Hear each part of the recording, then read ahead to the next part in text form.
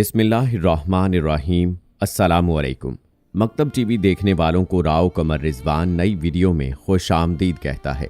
दोस्तों, क्या आप जानते हैं हजरत इजराइल अलैहिस्सलाम दिन में 366 मरतबा हमारी तरफ देखते हैं और जब आखिरी मरतबा देखेंगे तो वो हमारे सामने कैसे जाहिर होंगे, और जब तमाम इंसानों, जिन्नात और फरिश्तों की जान लेने के बाद इजराइल अलैहिस्सलाम अपनी जान कैसे लेंगे। आज की इस वीडियो में हम आपको सबसे रौबदार फरिश्ते हजरत इजराइल अलैहिस्सलाम के मुताल्लिक वो मालूमात देने जा रहे हैं जिन्हें सुनकर आप यकीन नहीं कर पाएंगे, और आप ये भी जान पाएंगे कि जब हर पैगंबर के पास हजरत इजराइल अलैहिस्सलाम जाते तो तब उनकी कैफियत क्या थी। अगर आप ये सब जानना चाहते हैं तो हमारी आज की इस वीडियो को आखिर तक लाजमी देखिएगा, और अगर आपने अभी तक हमारा चैनल मकतब टीवी सब्सक्राइब नहीं किया है तो अभी सब्सक्राइब कर लें। साथ में लगे बेल नोटिफिकेशन को भी ऑन कर लीजिएगा ताकि लेटेस्ट अपलोड होने वाली वीडियोस आप तक बर वक्त पहुंचती रहें। तो चलिए दोस्तों, शुरू करते हैं अपनी आज की वीडियो। तमाम फरिश्तों में हजरत इजराइल अलैहिस्सलाम वो फरिश्ते हैं जिनसे हर इंसान की मुलाकात दिन में 366 मरतबा होती है, लेकिन हमें इस चीज का एहसास नहीं होता और हम जिंदगी की दौड़ धूप में मसरूफ होकर इस बात से बेखबर रहते हैं कि एक दिन ऐसा आएगा कि जिस दिन हजरत इजराइल अलैहिस्सलाम हमारी आंखों के सामने हाजिर होंगे, और तब वो हमारी सांसों को हमारे जिस्म से अलग कर लेंगे। जब अल्लाह ताला ने हजरत इजराइल अलैहिस्सलाम को तमाम जानदारों की रूह कब्ज करने की ड्यूटी दी तो हजरत इजराइल अलैहिस्सलाम परेशान हो गए और कहने लगे कि जब वो इंसानों की जान लेंगे तो इंसान उन्हें बुरा भला कहेंगे और उनसे नफरत करने लगेंगे। तब अल्लाह ताला ने फरमाया कि मैं अपने बंदों और तुम्हारे दरमियान मुख्तलिफ हादसात, बीमारियों, वबाओं और तबाहकारियों को ला खड़ा कर दूंगा कि जब तुम किसी इंसान की जान लोगे तो तब वो तुमसे शिकवा नहीं करेगा। मेराज की रात जब हजूर नबी करीम सल्लल्लाहु अलैहि वसल्लम को हजरत जिब्राइल अलैहिस्सलाम मौत के फरिश्ते के पास ले गए और आप सल्लल्लाहु अलैहि वसल्लम से कहा कि ये मौत का फरिश्ता है जिसके चेहरे पर आज तक मुस्कुराहट नहीं आई, तो हजूर नबी करीम सल्लल्लाहु अलैहि वसल्लम ने हजरत इजराइल अलैहिस्सलाम को सलाम पेश किया। फिर आप सल्लल्लाहु अलैहि वसल्लम ने हजरत इजराइल अलैहिस्सलाम से पूछा कि आप हमेशा से यहीं मौजूद हैं? तो हजरत इजराइल अलैहिस्सलाम ने जवाब दिया कि हाँ, जब से अल्लाह ने मुझे ये ड्यूटी दी है तब से मैं यहीं मौजूद हूँ और क़यामत तक यहीं खड़ा रहूंगा। फिर आप सल्लल्लाहु अलैहि वसल्लम ने पूछा कि आप यहीं खड़े होकर जानदारों की जान कैसे कब्जे में करते हैं?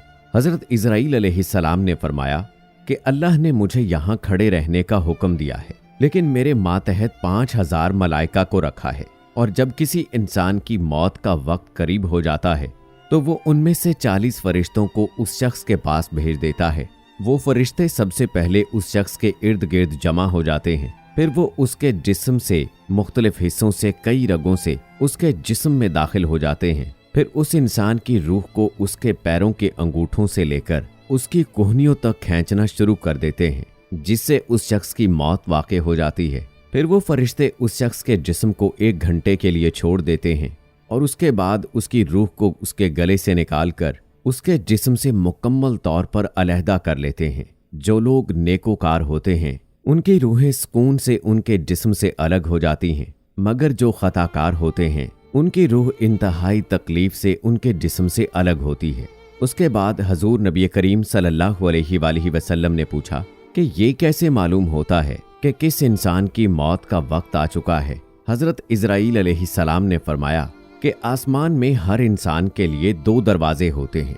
एक दरवाजे से हर इंसान के लिए जमीन पर रिज़्क उतारा जाता है और दूसरे दरवाजे से उसके आमाल दाखिल होते हैं। वहाँ एक दरख्त मौजूद है जिसके हर पत्ते पर इंसानों के नाम लिखे हुए हैं। जब किसी इंसान की मौत का वक्त करीब आता है तो उस शख्स के नाम वाला पत्ता जर्द होकर नामा आमाल के दरवाजे के सामने गिर पड़ता है, और तब मुझे मालूम हो जाता है कि उस शख्स की मौत होने वाली है।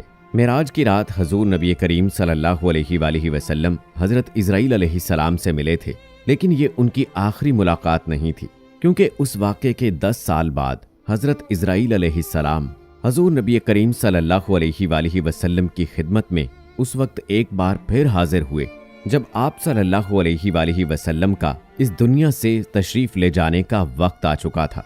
उस वक्त हजरत जिब्राइल अलैहिस्सलाम खिदमत अक़दस में हाजिर होकर गोया हुए, या रसूल अल्लाह सल्लल्लाहु अलैहि वसल्लम, हजरत इज़राइल अलैहिस्सलाम दरवाजे पर खड़े शर्फ़े बारयाबी चाहते हैं।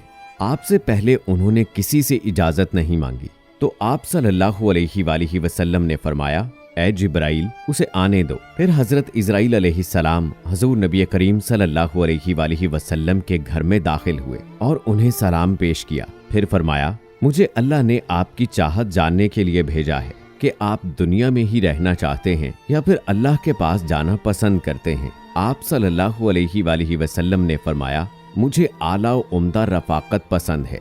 फिर हजरत इज़राइल अलैहिस्सलाम हजरत सल्लल्लाहु अलैहि वसल्लम के सरहाने खड़े हुए और कहने लगे, ए पाकीज़ा रूह, ए मोहम्मद बिन अब्दुल्लाह की रूह, अल्लाह की रज़ा व खुशनुदी की तरफ रवाना हो, राज़ी हो जाने वाले परवरदिगार की तरफ जो गज़बनाक नहीं। दोस्तों, क्या आपको मालूम है कि हजरत इज़राइल अलैहिस्सलाम बाकी पैगंबरों के पास कैसे पहुँचे? हजरत इदरीस अलैहिस्सलाम अल्लाह के प्यारे नबी थे। हजरत इदरीस अलैहिस्सलाम कसरत से अल्लाह ताला की हम्दो सना और इबादत में मसरूफ़ रहते थे और फरिश्तों में इंतहाई अक़ीदत और मोहब्बत की नज़रों से देखे जाते थे। फरिश्ते उनके पास आते और उनकी सोहबत में बैठा करते थे। चुनाचे एक मर्तबा हजरत इज़राइल अलैहिस्सलाम भी अल्लाह ताला से इजाज़त लेकर आए और इंसानी शक्ल में उनकी सोहबत में बहुत देर तक हाजिर रहे। हजरत इदरीस अलैहिस्सलाम को जब मालूम हुआ कि ये कोई इंसान नहीं बल्कि हजरत इज़राइल अलैहिस्सलाम हैं, तो आप अलैहिस्सलाम ने उनसे फरमाया, मेरा दिल चाहता है कि तुम मुझे मौत का जायका चखाओ। जिस पर हजरत इज़राइल अलैहिस्सलाम ने अल्लाह ताला की इजाज़त से उनकी रूह कब्ज़ की और फिर वापस कर दी। उसके बाद हजरत इदरीस अलैहिस्सलाम ने उनसे फरमाया कि मेरा दिल चाहता है कि मैं जन्नत और दोज़ख देखूं। चुनाचे हजरत इज़राइल अलैहिस्सलाम ने अल्लाह ताला से इजाज़त लेकर उन्हें जन्नत और दोज़ख दिखाई। वो दोज़ख देखकर जन्नत में आए और बहुत देर तक वहाँ के मनाजिर देखते रहे। आखिर में जब हजरत इज़राइल अलैहिस्सलाम ने अर्ज़ किया कि अब वापस तशरीफ़ ले चलिए, मगर हजरत इदरीस अलैहिस्सलाम ने जवाब में कहा कि जब तक जन्नत और दोज़ख को पैदा करने वाला मुझे यहाँ से जाने का हुक्म नहीं देगा, उस वक्त तक यहाँ से नहीं जाऊँगा। फिर हजरत इदरीस अलैहिस्सलाम ने फरमाया कि मैं कानून खुदाबंदी के तहत मौत का मज़ा चख चुका हूँ और अब जन्नत में आ गया हूँ, क्योंकि हक ताला ने फरमाया है कि हम तुम्हें उससे नहीं निकालेंगे, लिहाजा मैं यहाँ से नहीं जाना चाहता। एक मर्तबा हजरत सुलेमान अलैहिस्सलाम के पास रूह निकालने वाला फरिश्ता यानी हजरत इज़राइल अलैहिस्सलाम हाजिर हुए। दोनों के दरमियान कुछ गुफ्तगू होती है और उनकी गुफ्तगू के दौरान वहाँ एक शख्स और भी मौजूद होता है। हजरत इज़राइल अलैहिस्सलाम बार बार गौर से उस आदमी की तरफ देखते हैं। वो आदमी बार बार हजरत इज़राइल अलैहिस्सलाम के देखने से खौफजदा हो जाता है। हजरत इज़राइल अलैहिस्सलाम के जाने के बाद वो शख्स हजरत सुलेमान अलैहिस्सलाम से पूछता है कि ये कौन थे जो मुझे बार बार गौर से देख रहे थे। हजरत सुलेमान अलैहिस्सलाम ने उस आदमी को आगाह किया कि ये इंसानों की रूह निकालने वाले अल्लाह के फरिश्ते इज़राइल अलैहिस्सलाम थे। वो आदमी ये सुनकर और ज़्यादा खौफजदा हो गया और हजरत सुलेमान अलैहिस्सलाम से कहने लगा, मुझे ऐसा लग रहा है कि कहीं अब ये मेरी रूह निकालने ना आ जाएं। आप मुझे फौरी तौर पर 7 समंदर पार भेज दीजिए ताकि मेरी जान बच सके। हजरत सुलेमान अलैहिस्सलाम उस आदमी की बात सुनकर हवा को हुक्म देते हैं और वो आदमी 7 समंदर पार किसी दूर दराज मुल्क में पहुंच जाता है। वो आदमी जैसे ही उस सरजमीन पर कदम रखता है तो देखता है कि हजरत इज़राइल अलैहिस्सलाम तो वहाँ पहले से ही मौजूद हैं। वो शख्स बड़ा हैरान व परेशान होता है। इतने में हजरत इज़राइल अलैहिस्सलाम उस आदमी से कहते हैं कि अल्लाह ताला ने मुझे हुक्म दिया था कि तुम्हारी रूह निकालकर मेरे हुजूर पेश करो और अल्लाह ताला ने मुझे तुम्हारा मकाम इस जगह का बताया था। मैं जब हजरत सुलेमान अलैहिस्सलाम के पास पहुंचा तो मुझे तुम्हें वहां देखकर बड़ी हैरानी और परेशानी हुई। मुझे फौरी यहां पहुंचकर तुम्हारी रूह निकालनी थी, लेकिन तुम तो यहां से 7 समंदर पार थे। लेकिन जब मैं अल्लाह के हुक्म से इस मकाम पर पहुंचा तो तुम मुझे यहाँ मिल गए। मेरी तरह आपके जहन में भी ये सवाल आता होगा कि तमाम जानदारों की जान लेने वाले कि हजरत इज़राइल अलैहिस्सलाम खुद कैसे फौत होंगे। तो क़यामत के दिन जब एक खौफनाक आवाज के साथ अल्लाह ताला पूरी दुनिया को मौत दे देगा, जब सब कुछ खत्म हो जाएगा, तो फिर पहले, दूसरे, तीसरे, इसी तरह 7वें आसमान तक सबको मौत दे दी जाएगी। सब फरिश्तों को गिरा दिया जाएगा। फिर अल्लाह कहेगा कि कौन बाकी है। तो आवाज सुनकर हजरत इजराइल अलैहिस्सलाम कहेंगे कि ए अल्लाह, मुझ समेत तेरे 4 फरिश्ते हैं, हजरत जिब्राइल अलैहिस्सलाम, हजरत मिकाईल अलैहिस्सलाम और हजरत इसराफील अलैहिस्सलाम। तब अल्लाह ताला फरमाएंगे कि हजरत जिब्राइल अलैहिस्सलाम और हजरत मिकाईल अलैहिस्सलाम भी खत्म हो जाएं। फिर अल्लाह ताला फरमाएंगे कि अब कौन बाकी है।